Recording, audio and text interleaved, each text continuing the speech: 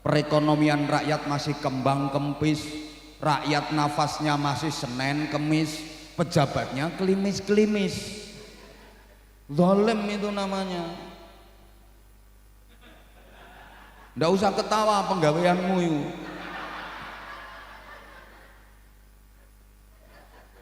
Silakan mau narik atensi ke perusahaan mana, atensi ke perusahaan mana, silakan kalau ekonomi udah membaik, kalau rakyat kesejahteraannya udah terangkat, harusnya seperti itu.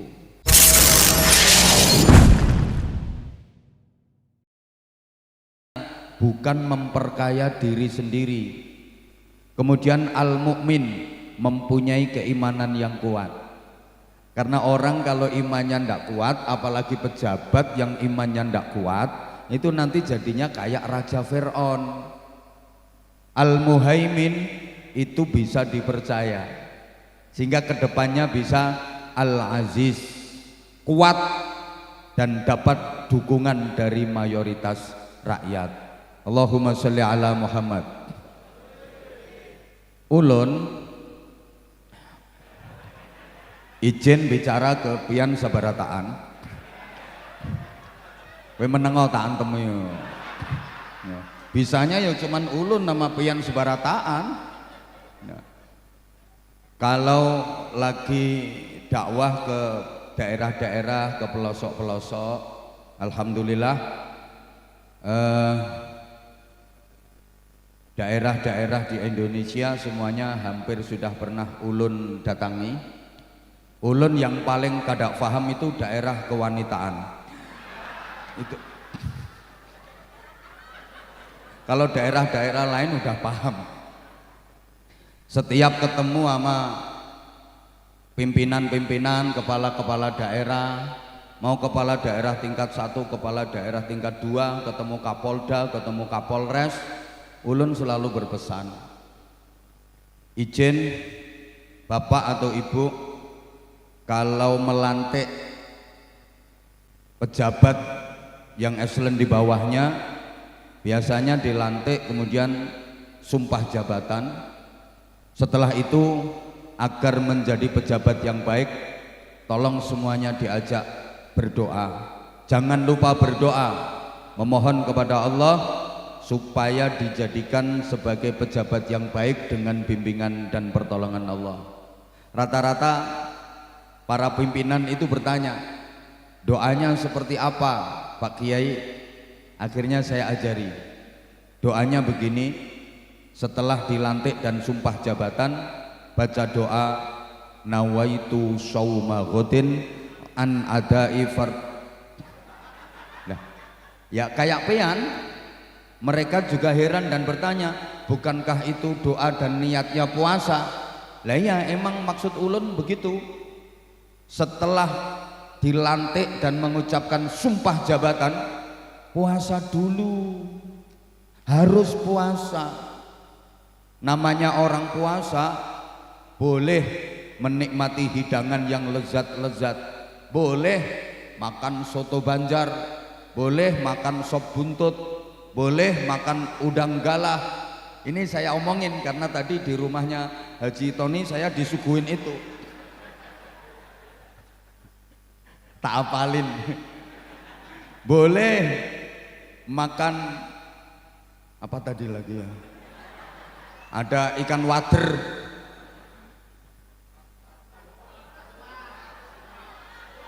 Apa kalau sini namanya? Saluang, ya itu. Boleh makan babuyu. Petik. Jawa mesti gue. Boleh minum es buah, es dawet, tapi tunggu setelah maghrib. Sebelum maghrib puasa dulu. Namanya pejabat boleh menikmati gaji gede, tunjangan besar, fasilitas, rumah dinas, mobil dinas, silahkan. Tapi tunggu setelah ekonomi rakyat terangkat, setelah perekonomian masyarakat membaik, silahkan mau menikmati gaji yang besar, tunjangan yang gede, fasilitas-fasilitas yang lain. Enggak kadang-kadang perekonomian rakyat masih kembang kempis, rakyat nafasnya masih Senin Kemis, pejabatnya kelimis-kelimis. Zalim itu namanya. Nggak usah ketawa penggaweanmu itu.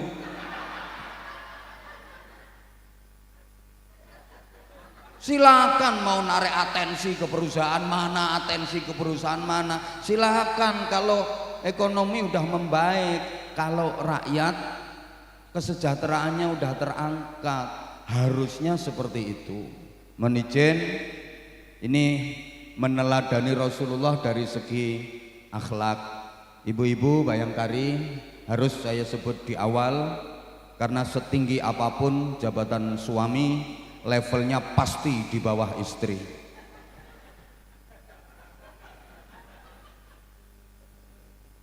Loh iya, saya sering sampaikan, di balik suami yang sukses pasti ada istri yang tahes. Dan di balik istri yang sukses biasanya ada suami yang stres. Suksesnya suami itu karena doa dan dukungan istri. Gagalnya suami itu juga karena lemahnya istri. Ini Nabi sendiri yang menyatakan. Yang membedakan aku dengan Nabi Adam, kata Rasulullah, itu soal istri. Aku berhasil, aku sukses itu karena dukungan kuat istri-istriku. Kata Rasulullah begitu. Istriku yang bernama Khadijah mencurahkan waktu, tenaga, pikiran, harta, jiwa, raga, bahkan nyawa demi perjuanganku.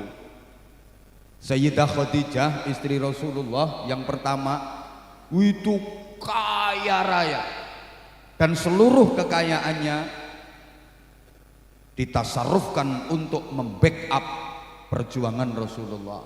Sayyidah Khadijah itu hartanya 600.000 awak.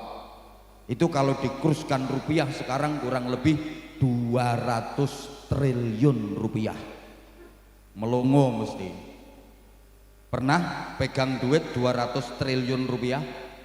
Wah, itu kalau dibelikan dawet,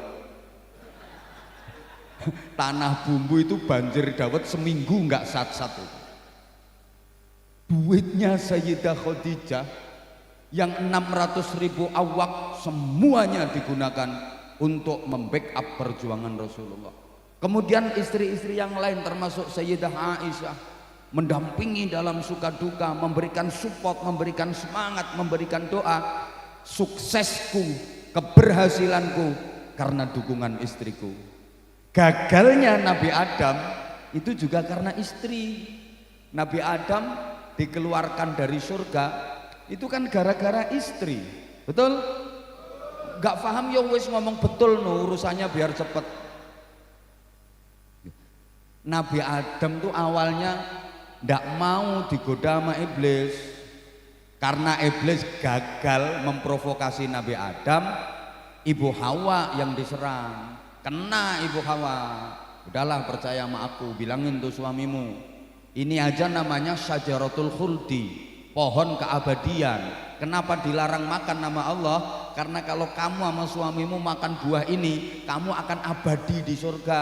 Allah nggak ingin itu, karena rencananya Allah kamu akan diusir dari surga. Kalau pengen terus bahagia di sini, makan aja. Akhirnya Ibu Hawa kan ngerayu Nabi Adam, Mas, aku pengen apa sayang? Pengen itu. Loh, nggak boleh, itu larangan Allah. Yang lain pengen apa tak turuti, asal jangan itu. Enggak, pokoknya aku pengen itu. Enggak mau. Yang lain enggak. Lah, perempuan itu kalau udah kayak gitu enggak dituruti biasanya ngancam. Sayang sama aku apa enggak? Kalau udah enggak sayang bilang. Nek wong lanang nek wis kenek ngono ku lesok biasanya. Lemes wis.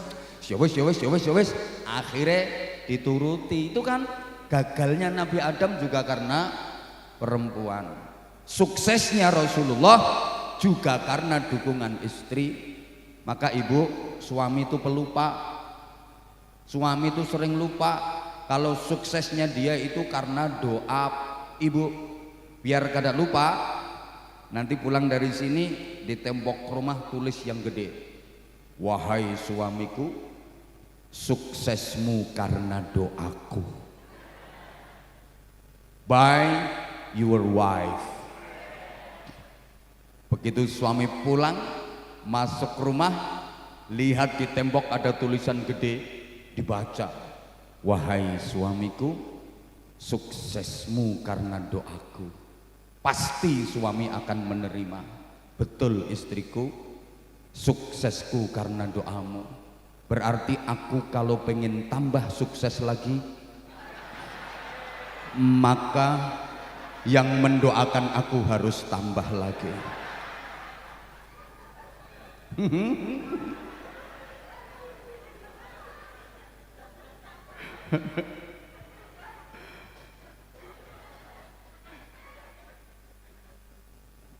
Perempuan, kenapa perempuan kok sakti?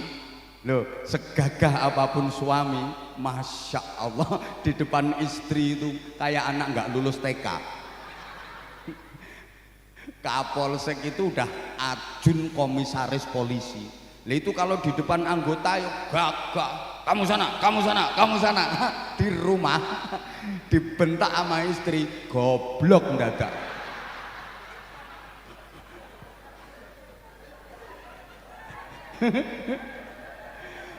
Jujur Bapak, jujur, saya ini biasa ceramah di hadapan puluhan ribu ibu-ibu. Kalau lagi muslimat wilayah, muslimat cabang itu puluhan ribu perempuan, puluhan ribu ibu-ibu saya ceramai, biasa saya. Tapi coba tebak, kalau lagi di rumah saya nyeramai istri apa diceramai istri?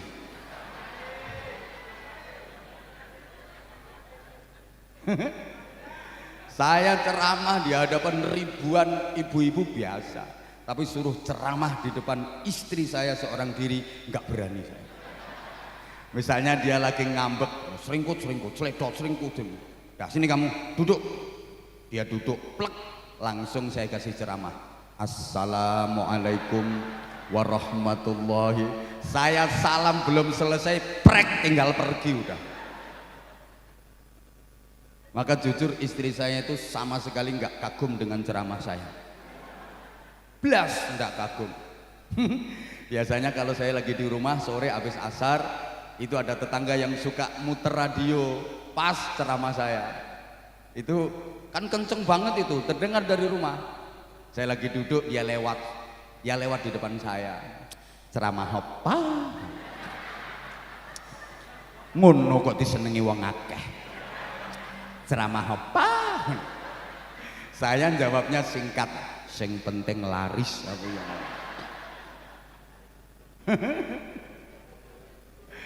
Allah ya Karim. Saya juga pengen tahu kalau ada suami yang bisa ngajarin istrinya, tolong saya diinfo. Jadi kiai itu kelihatannya pinter kalau di luar, kalau di rumah ya masya Allah udah nggak bisa dalil, nggak bisa. Misalnya istri lagi ngomel, istri itu nggak boleh suaranya lebih kenceng, lebih keras daripada suami. Dilaknat seluruh makhluk yang kena sinar matahari.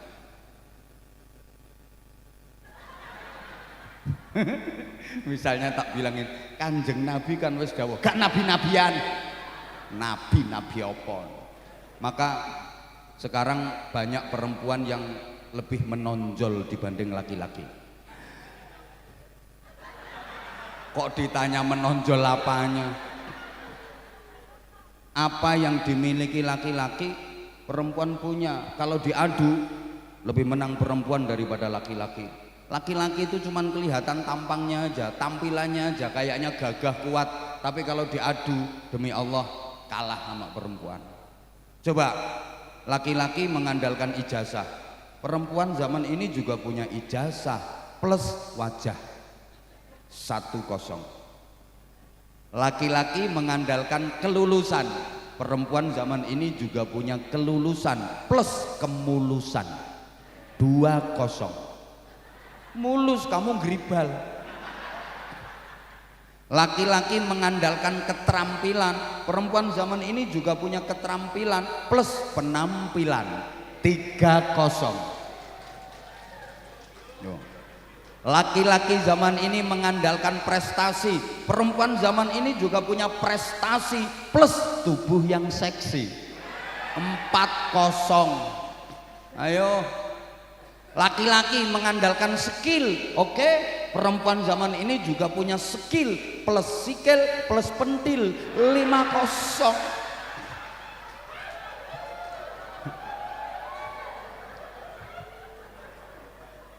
Kalah loh. Soal kerja kalah jauh.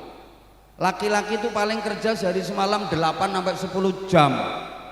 Kerja 8 sampai 10 jam, pulang sampai rumah makan, habis itu ngorok.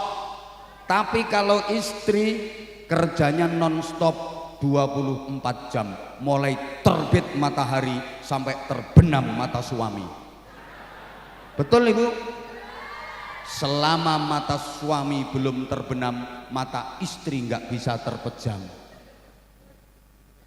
Lebih kuat, saking kuatnya perempuan itu dipercaya sama Allah gembol salah satu alam ciptaan Allah, namanya alam rahim.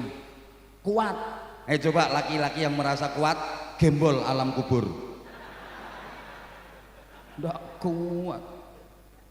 Kuat perempuan itu, saking kuatnya pabrik susu 2 dibawa sendiri. Tuh, ganal-ganal itu.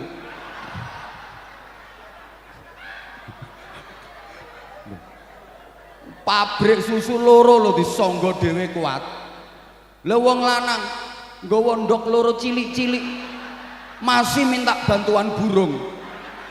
Ndak mampu bawa sendiri. Dan ndak kuat.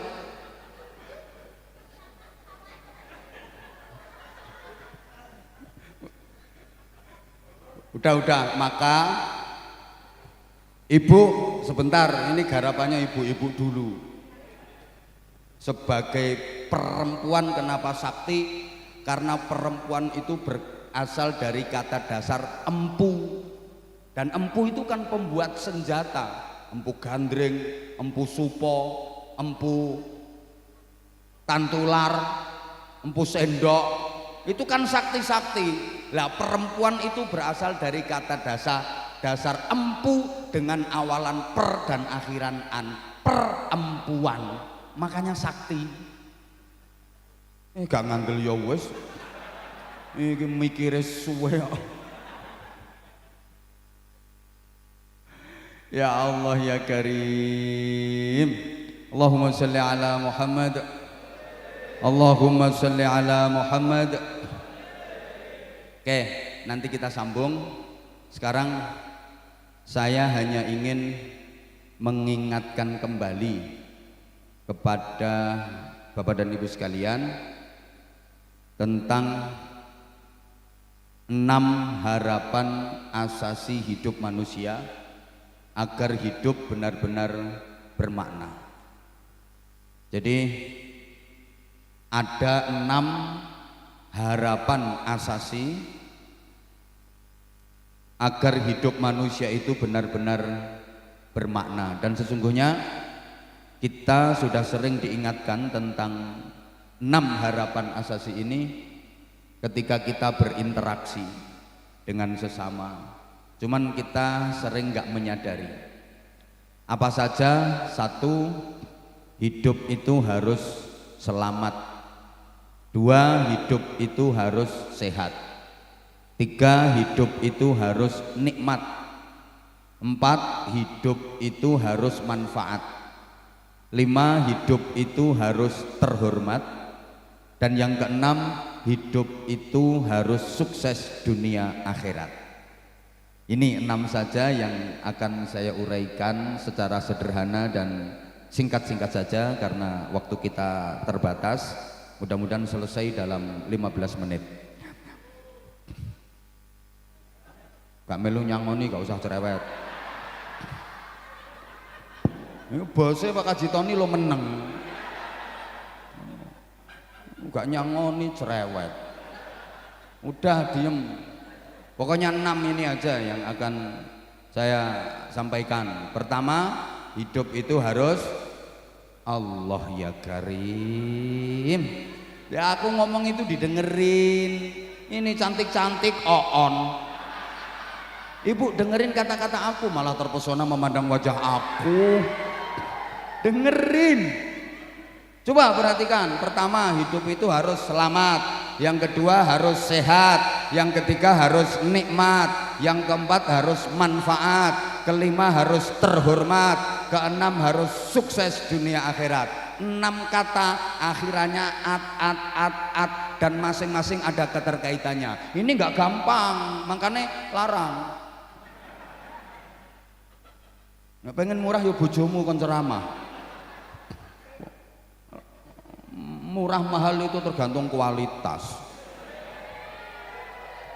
Coba perhatikan, pertama hidup itu harus selamat, kedua harus sehat, ketiga harus nikmat, yang keempat harus manfaat, kelima harus terhormat, dan yang keenam sukses dunia akhirat. Ini sebenarnya ketika kita berinteraksi sosial kita sudah diingetin, cuman kita kurang merhatiin.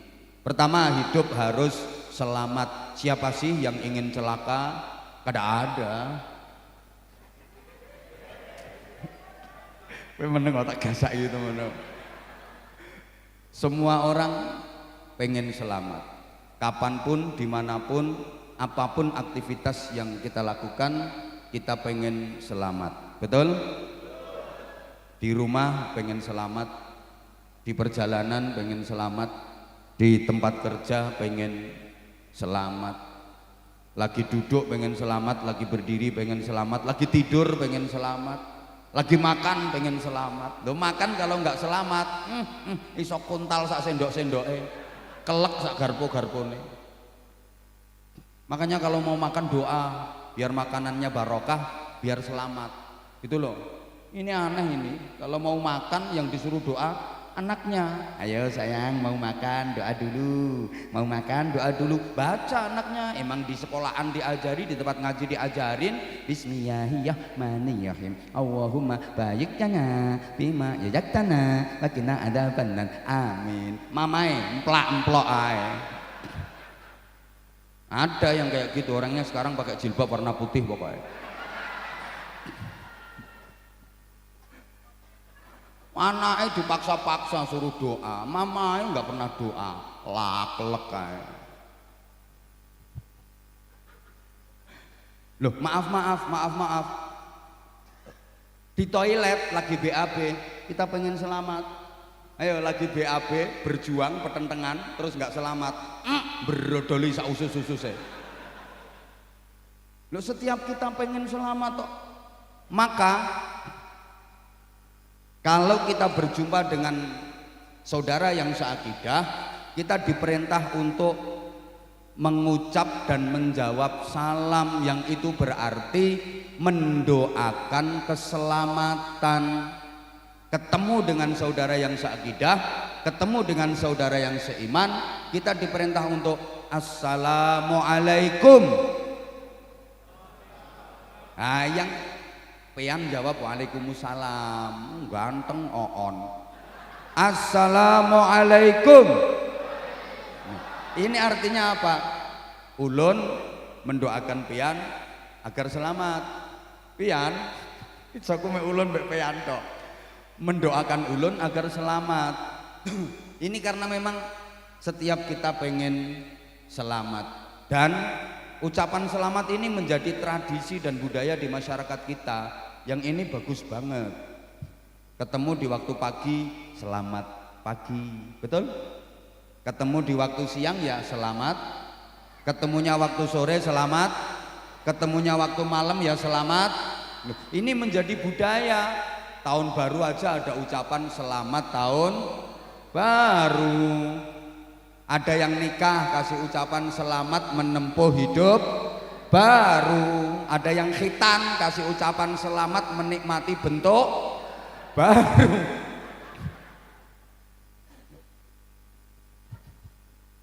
Ada yang bepergian ya selamat jalan, ketemu ya selamat jumpa, pisahan ae lho selamat tinggal.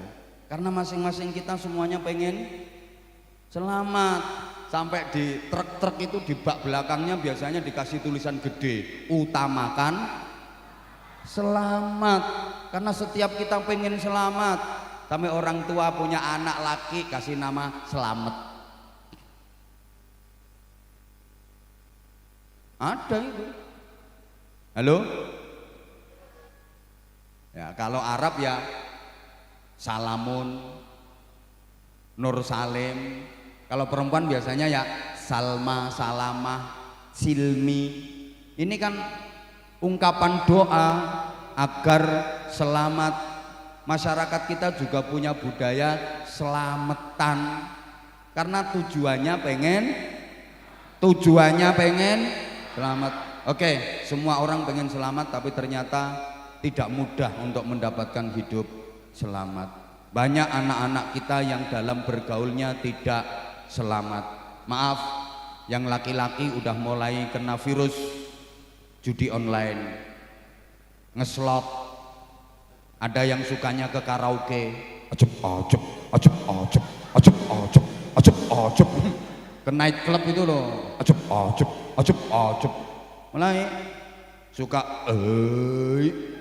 bahkan ada yang udah kena narkoba. Hati-hati, narkoba ini bukan hanya penyimpangan konsumsi makanan, tapi kejahatan yang terstruktur dan terorganisir secara internasional.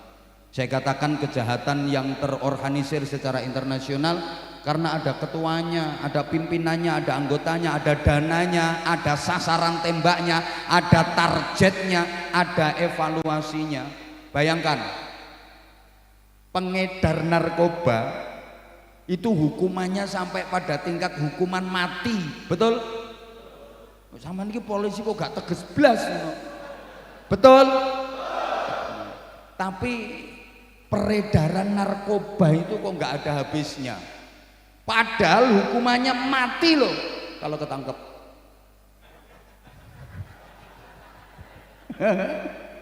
Kecuali backingnya kuat. Hukumannya mati, tapi peredarannya kok nggak berhenti-berhenti ya karena terstruktur dengan baik secara internasional, pengen merusak generasi bangsa. Awas hati-hati, banyak anak-anak perempuan yang dalam bergaulnya juga tidak selamat, terkena imbas pemilu, perkawinan hamil dahulu. Kalau orang Jawa bilang tengkek biri, meteng dikek rabi kari. Ada pejabat yang tidak selamat. Ada apa enggak? Ada apa enggak? Waduh, bahkan di pundaknya udah bintang 2, bintang 3, ndak selamat. Apa maneh pangkatmu sik rengget-rengget.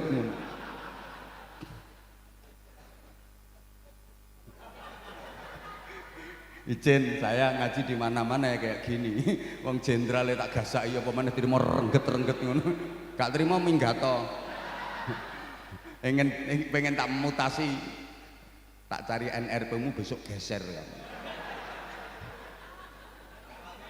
Lho wong saya mutasi Kapolres aja bisa. Apa maneh trimo Kapolsek. Enteng. Mungkin jalure langsung pusat kok.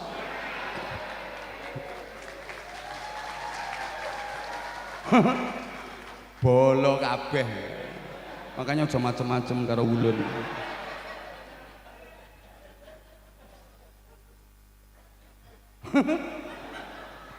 Meneng.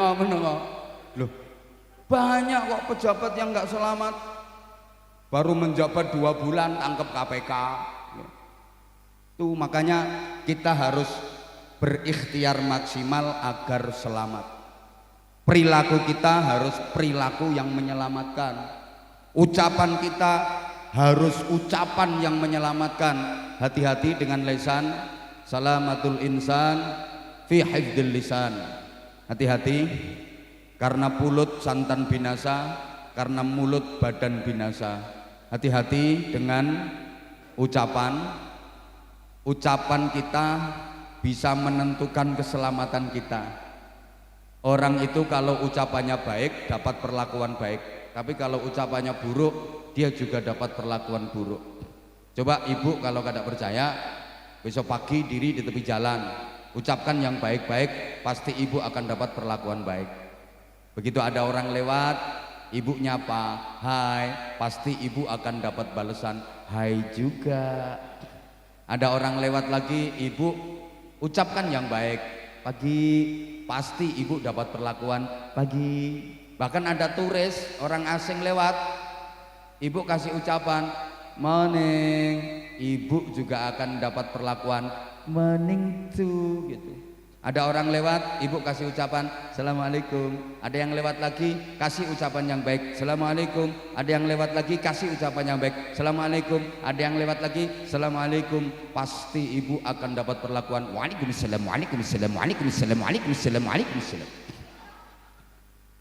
Bapak besok diri di tepi jalan, ada orang lewat, bapak ucapkan picek. Ada yang lewat lagi, bapak ngucap double. Ndak sampai 5 menit ndelosor sampean. Ya antemi wong. Karena ucapanmu buruk maka dirimu dapat perlakuan buruk. Understand? Dan ucapan dari lesan ini merupakan cerminan hati. Karena lesan ini adalah jendelanya hati. Halo? Yang keluar dari lesan kita itu isi hati kita. Saya sering sampaikan ibarat yang keluar dari mulut teko itu ya apa yang menjadi isinya teko. Teko itu bahasa Inggrisnya the ceret. Yang keluar dari cucuknya ceret yaitu apa yang menjadi isinya ceret. Paham? Ceret. Paham ceret ya? Teko ilo teko. Ya ceret. Kayak bojomu itu nanti nggawa ceret. Ceret kalau dalam isinya kopi dituangin dari mulutnya yang keluar kopi yang kenceng dong. Ceret kalau dalam isinya jahe dituangin dari mulutnya ya keluar. Ceret kalau dalam isinya susu dituangin dari mulutnya yang keluar susu. Bapak kalau yang keluar susu pasti 2. Lah yang susu itu pasti 2. Kalau cuma 1 namanya su. Kalau susu pasti 2, kalau cuma 1 namanya, kalau 2, kalau 3, lah no. Makanya susu itu pasti 2. Jadi ingat, saya pernah ke kantin ya, kantin. Saya kalau lagi ngopi, nyantai itu di tengah perjalanan ngaji biasanya kan mampir ke kantin, ke warung gitu, nyantai. Nyamar bapak, pakai celana, pakai kaos, kacamata hitam, topi ambles, nyamar bro, nyamar. Kan wajahku wajah pasaran. Itu ditanya sama pelayannya, kebetulan pelayannya cewek, mas mau pesen apa? Saya bilang susu mbak. Dia nanya lagi, pakai es mas? Ya mesti mbak, susu pakai es, kalau nggak pakai es ya aku yang ngono. Lah yang susu itu pasti pakai es, kalau nggak pakai es namanya kayak nasi bebek harus pakai B, nasi bebek. Kalau nggak pakai B jadi nasi gregeten aku.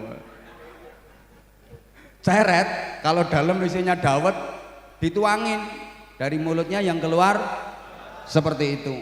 Apa yang keluar dari lesan kita itu adalah isi hati kita. Orang kalau hatinya baik, yang keluar dari mulutnya pasti baik. Coba maaf, ibu kalau lagi bersin, yang diucapkan apa ibu? Alhamdulillah. Itu karena dalam hatinya ibu baik. Tapi nggak semua seperti itu ibu. Ada bapak-bapak itu yang bersin, bukannya baca alhamdulillah, yang keluar malah nama-nama makanan. Soto, tahu, Es teh. Itu berarti isi hatinya adalah departemen perbadokan. Ibu misalnya lagi jalan, enak-enak jalan, kaki kesandung, cetet. Yang dibaca apa ibu? Astagfirullah, innalillah, ya Allah. Karena hati ibu dalam itu baik. Tapi nggak semuanya seperti itu. Ada yang sebelah sini enak-enak jalan, kaki kesandung, itu bukan astagfirullah, innalillah, ya Allah, malah binatang kaki 4 yang keluar. Loh, siapa ngomong asu? Lah itu asu jare. Nah itu berarti dalamnya kayak gitu. Ini nggak bisa dibohongi. Dan itu refleks spontanitas, nggak bisa disetting. Itu gambaran hati manusia.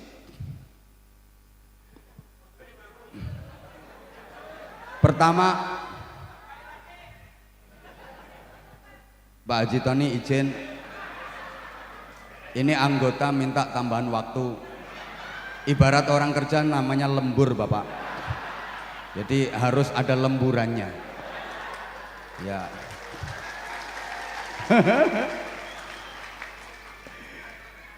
Jadi pertama, hidup harus selamat. Hati-hati, selamat tidaknya kita banyak ditentukan oleh kitanya sendiri. Ucapan kita harus ucapan yang menyelamatkan, perilaku kita juga harus perilaku yang menyelamatkan. Ada anggota polisi yang karirnya lagi bagus-bagusnya tapi tiba-tiba kena PTDH, pemberhentian tidak dengan hormat. Kenapa? Ya karena perilakunya sendiri yang tidak menyelamatkan dia. Betul? Ngono. Kemarin di sini juga ada. Orangnya udah minggat. Ya, saya ngikuti Polres manapun itu saya ikuti. Semua anak buah. Kowe gak percaya tak antem tumpeng kok tak antem mingkong kok. Serius ini. Serius. Saya bisa ngerekom. Guyumu lo gak enak di rumah. Kedua, hidup harus sehat. Ini dalam berinteraksi kita udah diingetin. Coba kalau ketemu sama temen, ketemu sama saudara, setelah mengucapkan salam, assalamualaikum, waalaikumsalam, yang ditanya pertama pasti kabar tentang kesehatan. Betul? Itu mesti pertama. Assalamualaikum, waalaikumsalam, gimana kabarnya, sehat? Mesti gitu. Assalamualaikum, waalaikumsalam, kepriwe kabar Rika? Sehat? Mesti gitu. Pripun kabare, sehat? Mesti gitu. Saya belum pernah dengar ada orang ketemu sama teman, ketemu saudara, assalamualaikum, waalaikumsalam, gimana kabarnya? Gering? Nggak ada. Yang ditanya mesti kabar tentang sehat. Demikian pula yang ditanya jawabannya alhamdulillah sehat, walaupun dia lagi sakit. Itu kalau ditanya gimana Bu, sehat? Alhamdulillah sehat, padahal raine tempelan koyok 24. Ngomongnya ya sehat, saking pengennya sehat gitu loh. Masa ada orang ditanya gimana Mbak kabarnya, sehat? Sehat apaan? Habis mencret 8 kali. Ya meskipun habis mencret 8 kali nggak dibilang, nggak diceritain mencretnya, yang dibilang sehatnya. Betul? Ini kenapa? Ini juga doa bahwa setiap kita pengen sehat. Meskipun orang udah tua, gimana kek, nek, gimana kabarnya? Sehat, alhamdulillah nak, sehat. Tapi ya sehatnya orang tua. Loh, beda kan sehatnya orang tua sama yang masih muda. Kalau masih muda, sehatnya betul-betul prima, luar dalam sehat. Tapi kalau udah tua, untuk mempertahankan kesehatan perlu senjata. Coba kalau udah tua, mbah-mbah, kakek nenek itu, maaf, kalau lagi bepergian, dalam tas isinya apa? Minyak angin, minyak kayu putih, fresh care. Lah ngono-ngono iku. Wong kadang-kadang pergi ya bepergian, udah tengah jalan itu loh, balik Pak, senjatane kari. Untuk mempertahankan kesehatan udah perlu senjata. Saya beberapa waktu lalu lagi ngaji bareng sama pejabat-pejabat tinggi, belum naik ke mimbar, masih duduk. Kanan kiri saya itu pejabat-pejabat tinggi. Kebetulan saya waktu itu lagi flu, bersin terus. Ditanya mas sebelahnya, Pak Ustadz flu ya?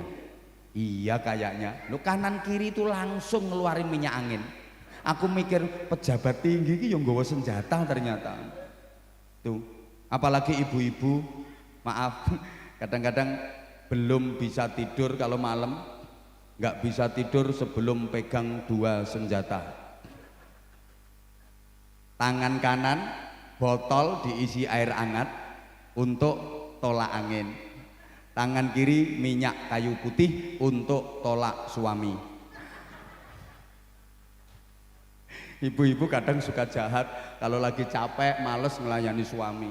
Suami datang dengan semangat 45 menggelora, ibu lagi males blonyoan minyak kayu putih sekujur tubuh. Suami langsung balik kanan, kena pembunuh selera tingkat tinggi. Balik kanan gerak sambil nyanyi putuslah harapanku. Akhirnya suami masuk kelompok tilawah. Bukan tilawatil Quran, artinya tilawah, tidur di lantai bawah. Ibu-ibu itu jahat. Yang ngomong baik-baik, jangan gitu caranya. Minyak kayu putih belum manjur, tambah pagoda. Pagoda masih belum ampuh, parutnya berambang. Suami kalau cerdas ya nggak mau kalah, adu kekuatan senjata. Ambil parfum disemprot.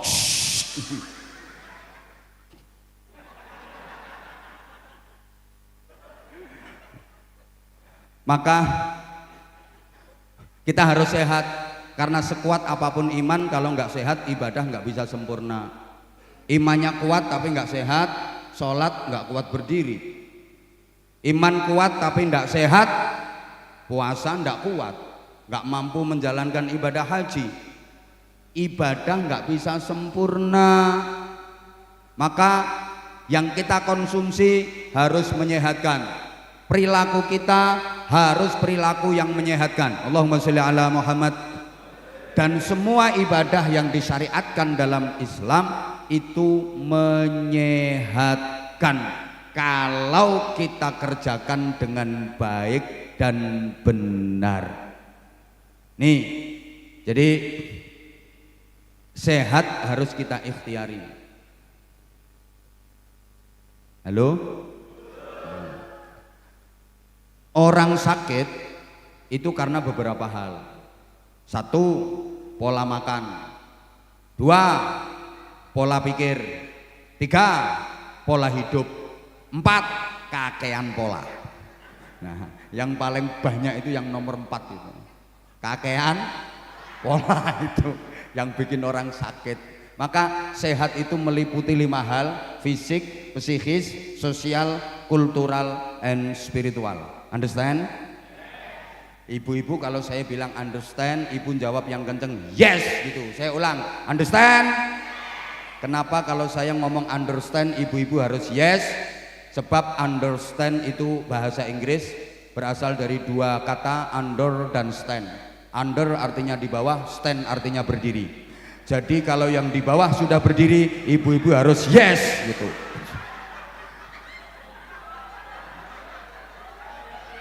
Ibu understand? Lah gitu. Kok ketawa? Tanya guru bahasa Inggris. Under itu artinya di bawah, stand artinya berdiri. Jadi kalau yang di bawah sudah berdiri, ibu-ibu harus yes, nggak boleh no.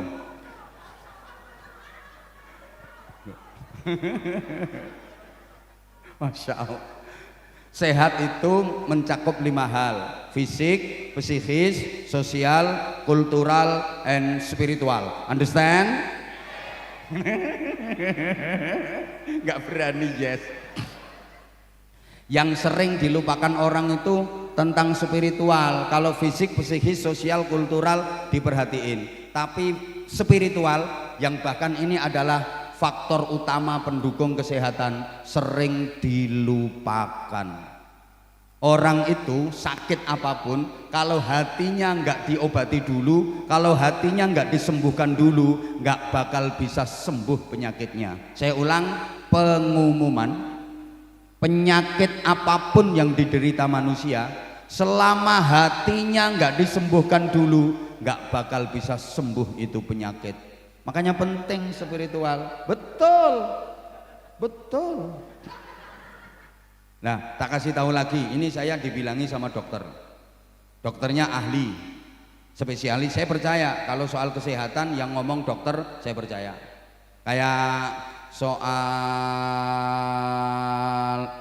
hukum agama yang ngomong ulama, saya percaya. Nah, soal hukum agama saya ngomong dirimu, gak percaya belas aku. Kalau soal Kamtibmas yang bicara polisi, saya percaya. Kayak gitu loh. Ini saya dibilangin nama ahli kesehatan. Penyakit itu karena 3 faktor. 1, gen, genetik, keturunan. 2, karena alergi. Ada alergi luar, ada alergi dalam. Ini faktor makanan. Yang ketiga karena pikiran dan hati. Kemudian diteliti, penyakit sebab keturunan itu cuma 10%. Jadi penyakit karena genetik itu hanya 10%, jangan takut berlebihan. Terbukti misalnya orang tuanya ada diindikasi punya penyakit genetik, itu punya anak 5, paling yang kena penyakit cuma 1, yang 4 enggak.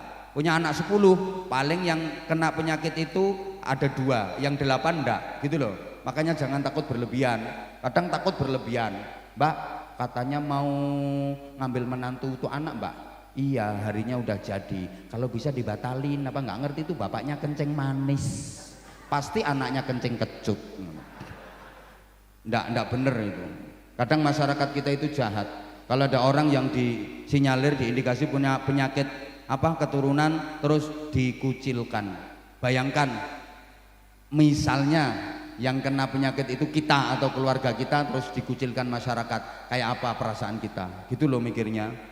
Penyakit karena makanan, alergi luar, alergi dalam itu 15%. Maka juga jangan takut berlebihan.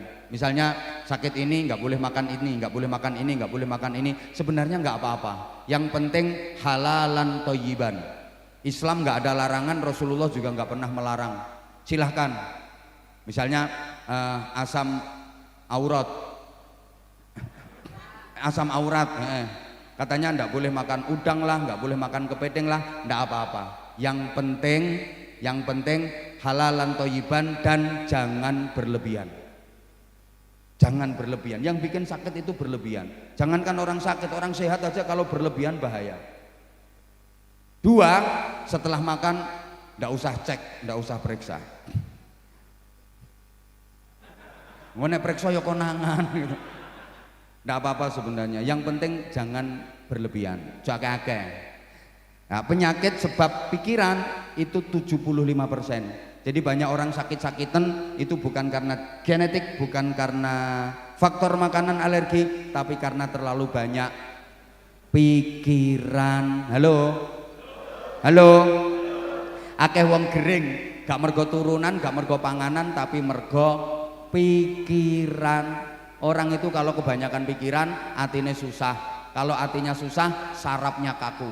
Kalau saraf udah kaku, penyakit gampang masuk, terus sakit, terus diem, terus mati. Berasal dari terlalu banyak pikiran. Makanya saya itu gak pernah ngelihat ada orang gila kok batuk, bersin, itu saya gak pernah ngelihat. Sehat-sehat. Padahal kehujanan, kepanasan, dirubung laler. Orang-orang gila sing keleleran di jalan-jalan itu loh, sehat-sehat, batuk enggak, pilek enggak. Kemarin waktu Covid merajalela, orang gila itu 0%, enggak ada yang kena Covid, sehat-sehat. Kenapa? Ya karena enggak banyak pikiran. Makanya kalau Anda pengen sehat, silahkan.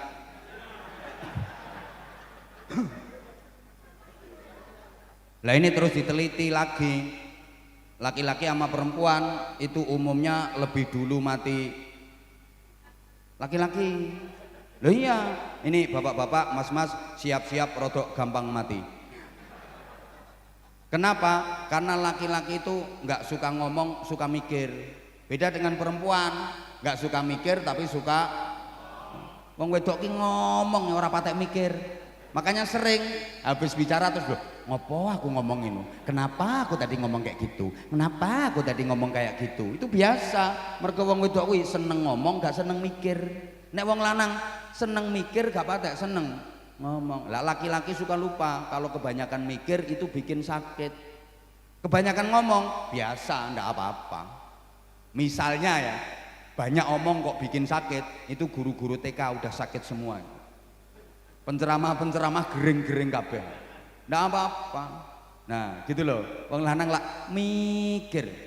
Lewat jalan sama istri, ngelihat ada rumah bagus, terus istrinya ngomong, "Mas, ya, Papa, rumah itu bagus ya Papa ya." Wong lanang mikir, "Tayang." Tapi bisa jawab, "Iya, bagus." Istri nanya lagi, "Rumah bagus itu jatuh dari langit ya Pak ya?" "Ya enggak, bangun." "Yang bangun siapa Pak?" "Tukang." "Papa kok enggak datengin tukang?" "Enggak ada tukang nganggur." Jawabnya ya tas-tas tapi pikirannya ngenes. Mikir. Itu. Perempuan istri gitu, diajak main ke rumah saudara, lihat aja meja kursi bagus, nggak mungkin diem. "Pak, kursi ini bagus ya Pak ya?" "Ya, bagus." "Ini dapatnya dari mana Pak?" "Beli." "Belinya di mana Pak?" "Toko mebel." "Papa tahu tempatnya?" "Tahu." Gitu aja kok nggak tahu. "Kok nggak beli Pak?" "Nggak suka modelnya." Jawabnya bisa tapi ngenes. Lah mikir sarapnya kaku.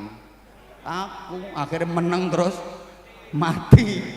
Makanya suami lebih cepat mati daripada istri. Terbukti jumlah duda dengan janda lebih banyak. Sing lanang mati sik ngenes pikiran.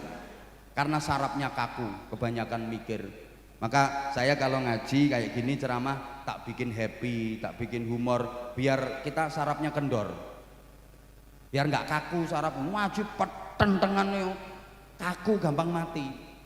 Pernah suntik ke dokter seluruh Indonesia sama, kalau mau nyuntik orang itu pasti sarafnya dibikin kendor dulu. Makanya biasanya diajak ngobrol, "Rumahnya mana Bu?" Misalnya kayak gitu kan. "Tanah Bumbu Pak Dokter." Sambil diisik-isik bokongnya ini. Pakai kapas itu, nyes-nyes itu loh. Tuh nyiut nih bokong. "Oh ini masih kaku ini." Diajak ngobrol lagi. "Anaknya berapa Ibu?" "6 Pak Dokter." "Loh kok banyak?" "Iya." Cus. Jadi dokter mau ngecus itu nunggu pasiennya. Orang kalau ketawa itu sarafnya kendor. Kalau saraf kendor pantatnya empuk. Ini dicubles enak. Cus. Obat masuk rata ke sekujur tubuh, sembuh. Lah orang kalau cemberut, betutut itu sarafnya kaku. Kalau saraf kaku, ini pantate atos, cublesannya alot, kadang jarumnya sampai bengkong. Akhirnya dokter pakai tangan dua, keretek, cetok. Obat tidak masuk, ya cuma bokongnya tok yang mentol, tidak sembuh. Lah manusia itu sarafnya kaku apa kendor, itu tandanya di pantat. Bokong itu ilmu kedokteran. Makanya titenono. Wong wedok lemu kapan guyu bokongnya mesti mau obat mabit. Dibonceng motor iso, lah kocek kabeh. Ya karena itu sarafnya kendor, atine seneng gitu loh. Sehat iya ya. Penyakit apa? Lemburannya ada enggak ini Pak Ton?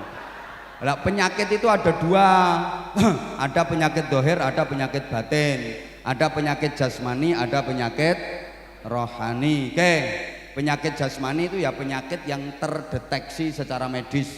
Semua penyakit yang bisa dideteksi secara medis itu penyakit dohir. Penyakit jasmani, panunen, kadasen, kurapen, korengen, cantengen, kutilen, bubulen, korengen, gondongen, cureken, pokoknya en itu. Wes semua penyakit yang bisa dideteksi secara medis itu penyakit jasmani, penyakit dohir. Halo? Katanya minta dilanjut tuh nggak diperhatiin. Kalau penyakit rohani, penyakit batin itu penyakit akhlak, takabur, sombong, ujub, sum'ah, riya, bakhil, dan sebagainya. Tolong perhatikan, yang bikin orang masuk neraka itu bukan penyakit jasmani tapi penyakit rohani. Nggak ada ceritanya orang dihukum di neraka gara-gara penyakit liver? Nggak ada. Kenapa ibu kok dihukum di neraka? Gara-gara saya gudiken. Nggak ada. Nggak ada.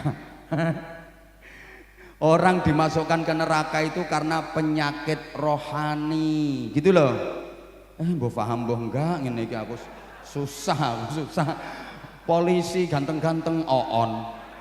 Diajak ngomong kok gak nyaut. Paham apa enggak yang saya omongin? Lah kalau nggak paham ya percuma ya, dari tadi saya ngoceh kayak gini. Paham kan?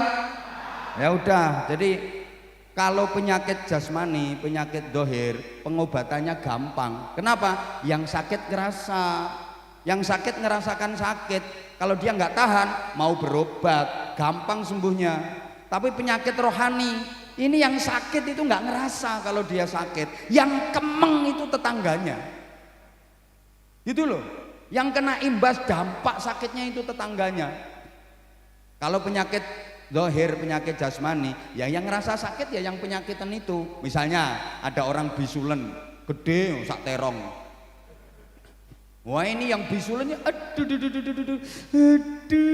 temennya ya senyum-senyum. Kok tambah panjang mas? Nanti kalau manen kabarin mas ya gitu.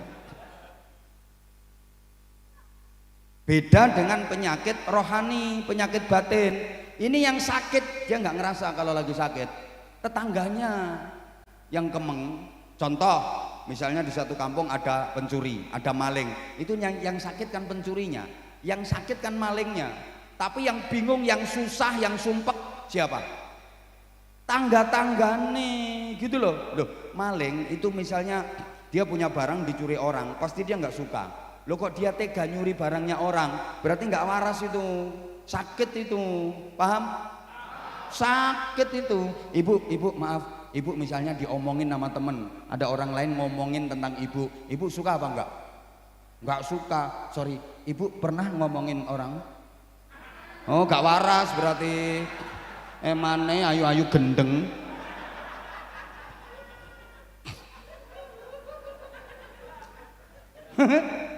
Ayu-ayu edan. Loh, ibu kalau diomongin orang ibu nggak suka, kenapa masih ngomongin orang? Berarti kan nggak waras.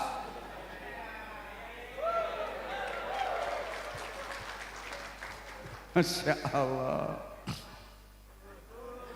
Berikutnya Allah ya Karim. Loh gini loh, orang itu kalau sudah sehat rohaninya pasti jadi orang baik, pasti. Kalau rohaninya sudah sehat pasti jadi orang baik. Lah orang itu kalau baik walaupun dijelek-jelekin kayak apa tetap baik. Kata anak-anak itu gosip makin digosok makin ngono. Orang baik itu meskipun disikapi jelek kayak apa tetap aja diterima dengan baik. Itu tandanya orang baik. Kayak laut itu meskipun dia dikasih bangkai macam-macam, bangkai-bangkai ini, laut nggak berubah. Ya enggak, laut nggak berubah. Walaupun dikasih bangkai sapi, bangkai doi, dikasih bangkai macam-macam, laut nggak berubah. Loh, beda dengan sapi tank. Sapi tank itu meskipun digebyur parfum berapa botol tetap bau. Loh, orang itu kalau udah baik disikapi jelek kayak apa dia tetap menerima dengan baik karena dasar hatinya baik. Allahumma sholli ala Muhammad. Contoh ya, ada ibu itu pasti sayang sama anak. Pagi-pagi lagi sarapan sambil mangku anaknya yang masih bayi, baru dapat 3 sendok. Anaknya yang masih bayi ceret prokotok. Apakah anaknya dibanting? Loh ndak, malah seneng kok. Pintere anaknya, tahu mama lagi makan dikasih vitamin gitu. Padahal dikasih gitu dianggap vitamin, ngono loh. Ya Allah, ada kakek sore-sore punya cucu masih kecil, digendong di pundak sini loh, diajak mau ke warung. Baru dapat 3 langkah, putunya kencing, ndak mungkin putunya dibanting, putu kurang ajar banting ndak mungkin. Malah seneng kok tahu ya kalau kakeknya belum mandi, dimandiin, dikencingi loh dibilang dimandiin, karena hatinya baik, paham? Paham? Tapi orang kalau hatinya udah rusak, kalau hatinya udah sakit, rohaninya sakit, masya Allah, masya Allah. Ada orang senyum aja katanya menghina. Sisipan nama orang yang ngelirik bisa marah-marah. Ngapain kamu ngelirik-ngelirik? Nantang kamu ya. Padahal yang ngelirik itu asli wong kero. Nah, orang kero itu ngelirik nggak ngelirik ya sama. Gini. Tapi karena dasar hatinya udah sakit, maka dia jadinya kayak gitu. Yang kedua sehat. Waduh, nggak cukup ini. Lah 6 nih. Yang ketiga, astagfirullahaladzim. Lah anggota Polri itu ya harus sehat luar dalam. Itu loh maksudku. Ya sehat jasmani dengan olah fisik itu udah bidangnya pian. Tapi bin rohtal, pembinaan rohani dan mental itu juga penting. Harus potongan kayak gini. Izin Pak Kabak, ini kalau nggak dibina rohani dan mentalnya bahaya. Model kayak gini loh, tukang malak nih modelnya ini. Loh aku ngerti, aku wajah-wajah tukang malak ya aku ngerti. Oleh aku sing dipalak kita sikat dhewe aku. Pangkatmu apa? Loh, harus ada pembinaan. Nah, kalau enggak bahaya loh nanti. Kon sampean wis dadi perwira, rohanine enggak sehat. Bahaya. Loh sampai ada kasus enggak dengar itu sama-sama anggota. Suami sama istri sama-sama anggota. Loh istrinya bakar suaminya sendiri itu. Anggota itu dua-duanya. Itu kan polisi gak waras ya. Ojo guyang-guyu. Polisi tembak polisi, lapor ke polisi, itu kan gak waras semua itu namanya. Loh, gak masuk akal yo gak tak omong nih. Saya ngomong ini los aku, gak beban, gak diundang lagi ke sini gak apa-apa. Nyari Polres lain. Polres lain masih banyak. Emang Mapolres cuma tanah bumbu apa? Aku ngomong di mana ya kayak gini. Apalagi kalau Jawa Timur, Jawa Tengah itu wis hampir 100% semua Mapolres pernah ngundang saya. Ya tak ajak kayak gini, tak gandeni kayak gini. Gelem ngene gak gelem ya aja diundang. Salah sing ngundang. Jadi kalau yang saya sampaikan salah, sikap saya salah, tersangkanya Haji Tony. Oh iya. Oh no, di persidangan aku yang ngomong, jangan salahkan saya. Itu makhluknya. Oh no. Wong yang bawa ke sini, yang saya ke sini dia yang bawa kok. Masalahnya udah tahu kayak gini dibawa. Ya berarti kan BAP-nya dia nanti yang salah. Oh no.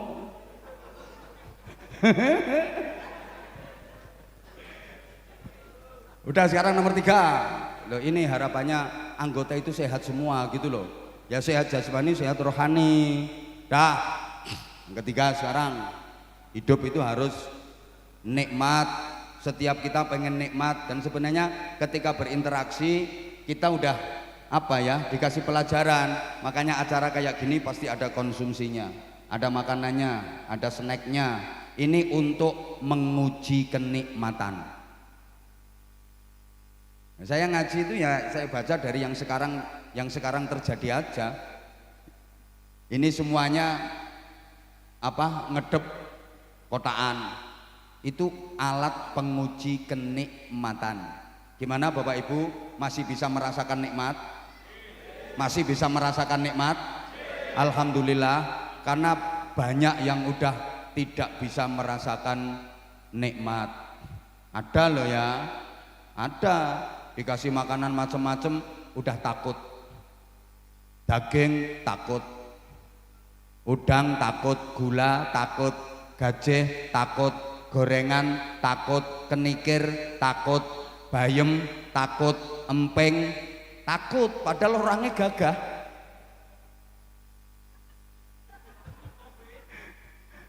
Apalagi kalau maaf udah kena penyakit komplikasi. Dengan semua menu makanan yang digemari nggak berani mengkonsumsi. Dikasih sate dihindari, yang dicari cuma ikan teri. Keasinan dikit tensinya tinggi, makan cumi-cumi alergi, kena sambal goreng ati asam urat kambuh lagi. ginjal terserang cuci darah seminggu 2 kali, kasih minum manis minta ganti karena udah punya pabrik gula sendiri, mendekati istri malah dihindari, meskipun minum obat kuat tetap aja nggak bisa berdiri karena udah disfungsi ereksi, rencananya naik 3 kali cuman kuat sekali, itu pun memaksakan diri. Nah kalau udah kayak gitu diajak makan prasmanan, kira-kira apa namanya, koleksi apa seleksi? Mau seleksi, dah ditawari, ini kak nasinya dikit aja, sop kak ya, sop ya, sop kuahnya aja, ini sate mumpung anget tusuknya aja. Nah udah kayak gitu, Allah ya Karim. Maka ya Allah, agar kita merasakan nikmat, resepnya ada 2. 1 ditunda, 2 dibatasi. Kalau pengen nikmat, 1 ditunda, 2 dibatasi. Kejenuhan itu akan timbul kalau kita terlalu sering dan berlebih-lebihan. Apa saja kalau terlalu sering dan berlebih-lebihan pasti jenuh, pasti bosen. Bapak Ibu tiap hari makan dengan menu yang enak-enak, menu spesial, pasti jenuh, pasti bosen. Betul? Maka kalau kayak gitu terus menerus pasti nggak nikmat. Kalau pengen nikmat caranya 1 ditunda. Makan minum ditunda, jangan tiap hari. Terutama Senin sama Kamis makan minum ditunda. Caranya gimana? Puasa, namanya puasa Senin Kamis. Kalau nggak kuat boleh dibagi, bapaknya yang Senin, ibunya yang Kamis. Jadi tiap hari Senin bapaknya nyenen, tiap hari Kamis ibunya ngemis.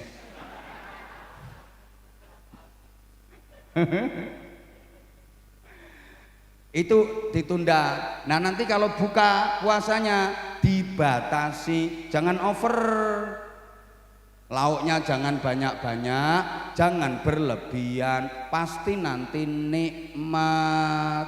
Kumpul bojo kalau terlalu sering dan berlebih-lebihan bosen, apa mana balungan tua. Boyok secara karo-karoan. Makanya saya sering pergi kayak gini itu kan untuk menunda dan membatasi.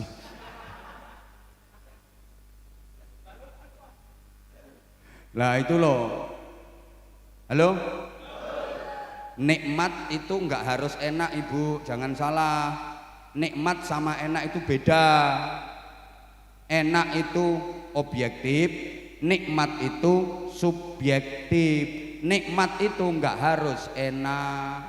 Enak nggak mesti nikmat. Kadang-kadang nikmat itu sakit, sakit tapi terasa nikmat. Makanya ada sengsara membawa. Oke, saya tanya, dicubit itu sakit apa sakit? Sakit apa sakit? Secara objektif sakit, tapi secara subjektif tergantung siapa dulu yang nyubit. Gitu loh. Kalau yang nyubit orang yang dicintai, sakit apa enggak? Sakit, tapi terasa nikmat. Misalnya kamu dicubit sama aku. Mbok nganti siwel ini lo gak diobati, malah dibeset diambakne nggo kenang-kenangan. Ini lho Mbak dicubit sama Abah Anzam. Nenek sing nyubit kuwi yo mbelenek ngono lho. Ini contoh sederhana. Mbah paham mbah ndak ngene. Dicubit itu sakit tapi bisa terasa nikmat kalau yang nyubit orang yang dicintai. Paham? Ibu hamil itu payah apa enggak Ibu? Sakit apa enggak Ibu? Sakit, nggak usah jawab. Nggak pernah ngalami, udah tahu hamil berat masih ditambah bahannya. Hamil itu payah, capek, sakit, tapi bisa terasa nikmat kalau yang dikandung adalah anak dari suami yang dicintai. Tengah malam ini loh, bayunya nendang-nendang perut, tayel. Suami tidur dibangunin, Pah, bangun bentar Pak. Ini loh proyeknya Papa Pola ya. Tapi kalau yang dikandung itu anak hasil arisan, wah, gitu loh. Embuh. Kayak bapak-bapak, mas-mas duduk di sini mulai pada asar tadi sampai sekarang. Saya yakin capek, saya yakin payah, sampai ada yang silo, miring nengen, miring iwo, metungkruk, yakin saya capek, yakin payah, yakin capek, yakin payah, yakin capek, iku salian ping piro ae. Iku lho. Roselan nih lho salian ping piro. Inspektur 1 Roselan. Alean ping piro wis anu. Sing metungkruk ngene. Sing silo miring nengen, miring iwo.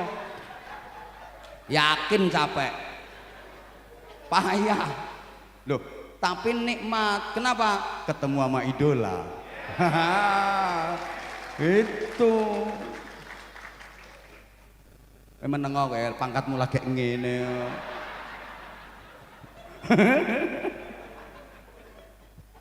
Ya Allah, saya kalau sama anggota itu suka canda, suka guyon kayak gini. Makanya Kapolres itu kalau sama saya akrab semua, Makanya kamu masih kayak gitu jangan macem-macem sama saya, jangan macem-macem.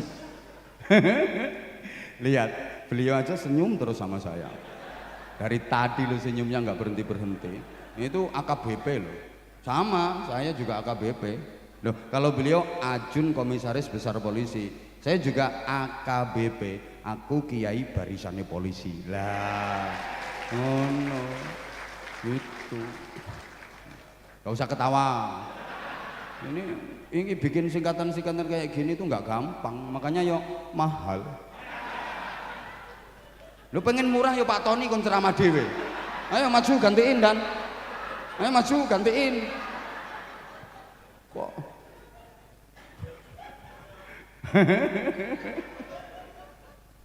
Masya Allah. Loh, nikmat itu kadang-kadang ada pada rasa sakit tapi nikmat.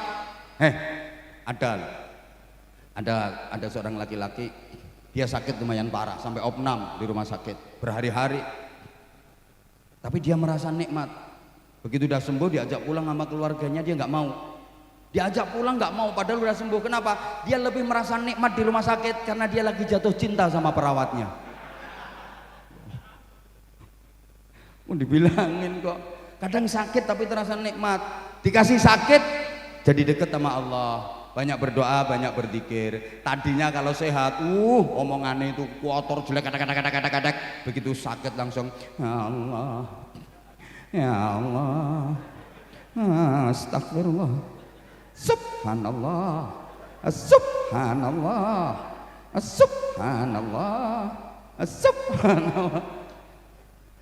Dia merasa nikmat, banyak berzikir, padahal ketika sehat omongannya itu loh. Jadi kadang-kadang sakit itu nikmat. Maaf, makan di restoran mewah lebih enak daripada makan di tengah sawah, tapi boleh jadi lebih nikmat makan di tengah sawah. Betul? Betul loh, potonganmu gak tahu no restoran mewah. Duit sendi bukan no restoran mewah. Lo makan di restoran mewah, segala menu ada, kadang-kadang gak nikmat, baru oleh rong sendok keselak karena dia dengar ada orang batuk dari belakang. Suaranya persis wong sing diutangi. Ya keselak kok. Ngono lho. Wes. Yang keempat, jam 6 misalnya. Manfaat sekecil apapun, asal manfaat, ayo kita lakukan sesuai dengan profesi masing-masing.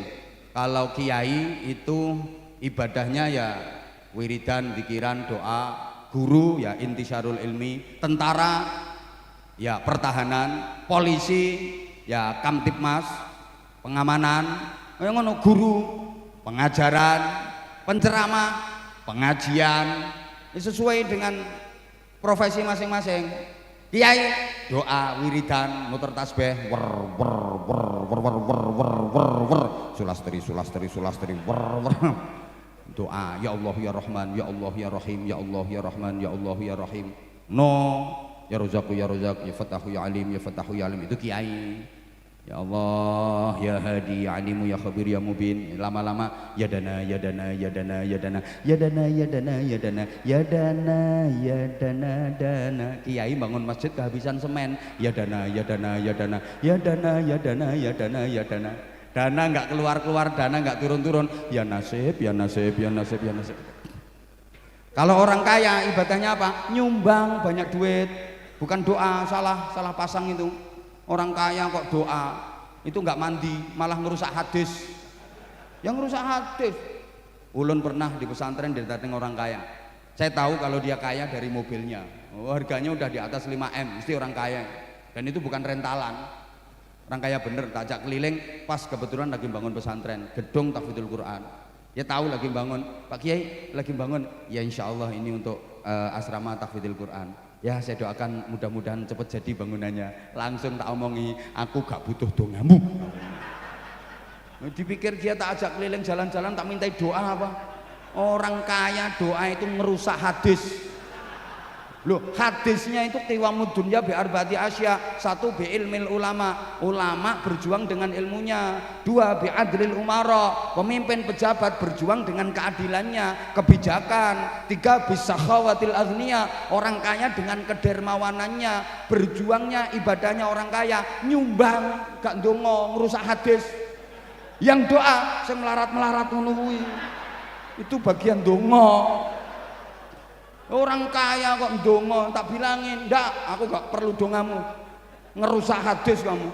Kalau orang kaya itu ibadahnya nyumbang. Itu loh, dengerin Pak Tony.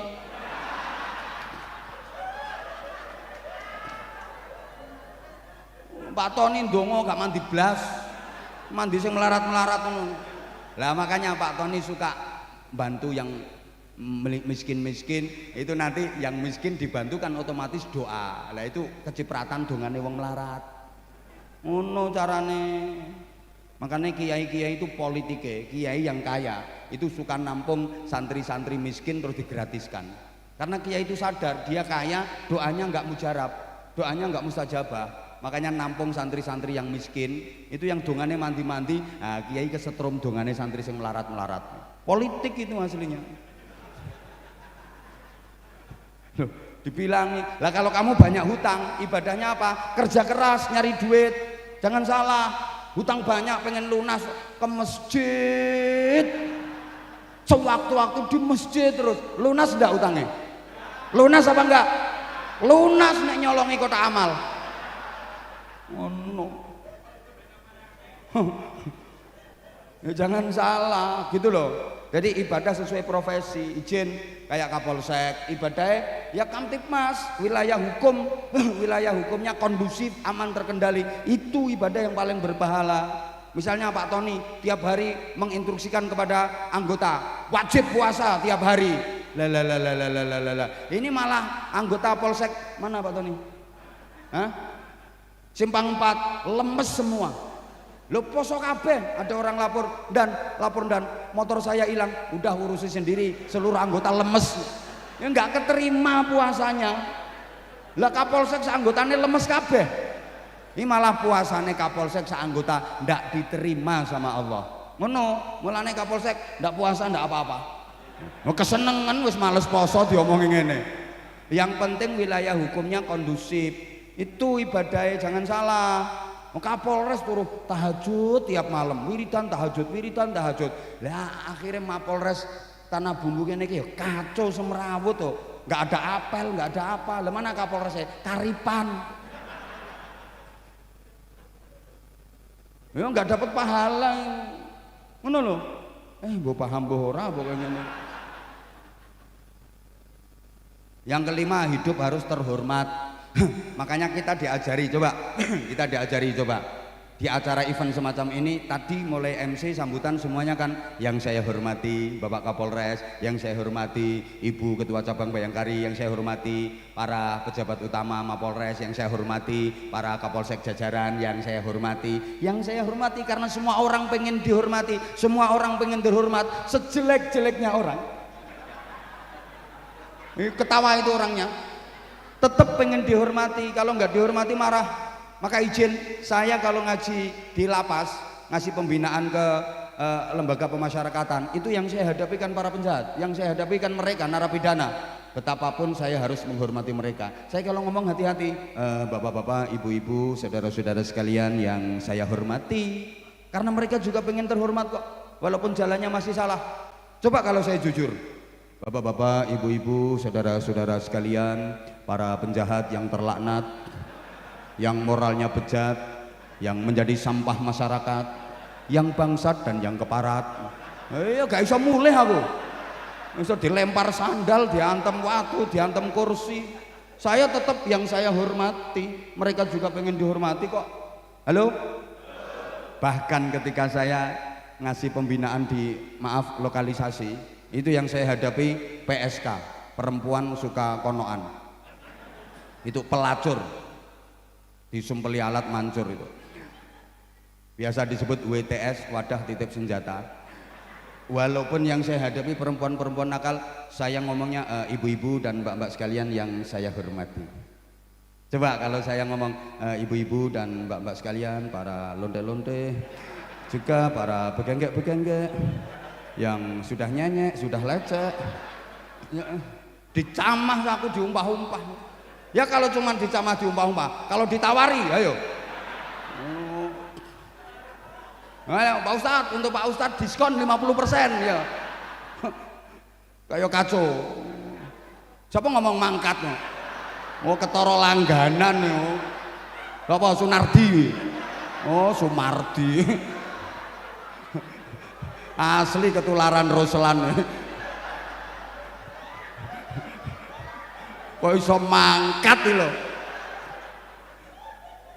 Ya, semua orang pengen terhormat gitu loh. Maka ucapan kita, sikap kita, perilaku kita harus mengantarkan kita terhormat bukan hanya di dunia tapi terhormat pula di akhirat. Sehingga yang keenam, hidup harus sukses dunia akhirat.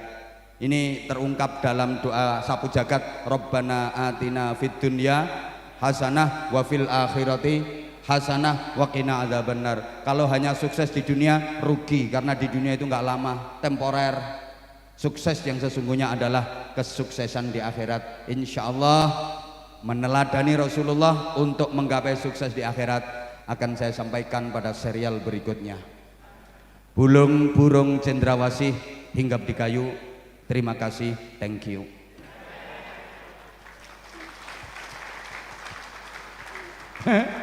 Hidup menyakitkan tanpa hadirnya seorang kekasih. Cukup sekian dan terima kasih. Tanpa kekasih hidup terasa hampa. Terima kasih dan sampai jumpa. Terakhir, kalau ada sumur di ladang bolehlah kita menumpang mandi. Kalau ceramah saya dianggap kurang panjang, silahkan diundang lagi. Segala salah dan khilaf saya Aba Anza, dengan segala kebodohan, kekurangan dan keterbatasan mohon maaf yang sebesar-besarnya. Kita akhiri dengan doa sederhana langsung ya. Coba mana sing ndonga lek aku.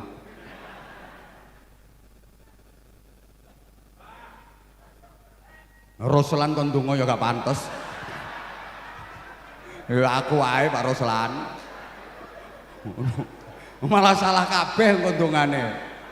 Ngono lho, engko donga arwah sing diwaca malahan. Itu lho Pak Roselan, izin Pak Roselan, Pak Sumardi.